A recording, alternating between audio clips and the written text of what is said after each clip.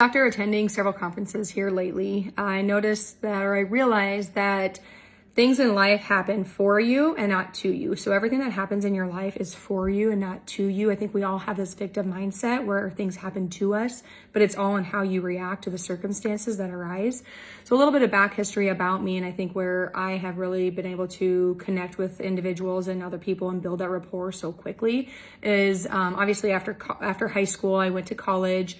While going to school, paying for my college, I was bartending and also working full time that I could and going to school full time. So I was paying off my college while working 50 hours a week. But I really liked the bartending gig, I guess you could say, because I made really good tips. And it taught me a lot of patience. And the harder I worked, the more money I typically made because I made really, really good tips. I didn't like the late nights. I didn't like all the drunks, and stuff like that, but I made good money doing it. So that was kind of my first step into working with people and being able to get a commission, so to say. The harder I worked and the more relationships and the trust people do business with people that you like, know, and trust. So I would have the usuals come in, and no matter what, they were always tipping so well. So that's kind of where it all started, but it really wasn't what I loved to do.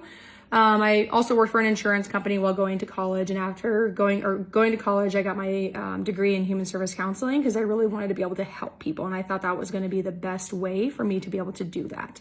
So I got my bachelor's degree in human service counseling, and then I was a case manager for adults with mental illness, and that was a very rewarding but kind of not rewarding job because it was a lot of pressure being like the sole person for a lot of their lives, helping them live independently, take their meds, just so many things. And I absolutely loved everybody that I worked with. They were amazing people, but it was a struggle. And so my husband one day wanted to get into real estate by renovating properties. I was on board with that. We don't come from a background of real estate whatsoever. Neither of us do, our families.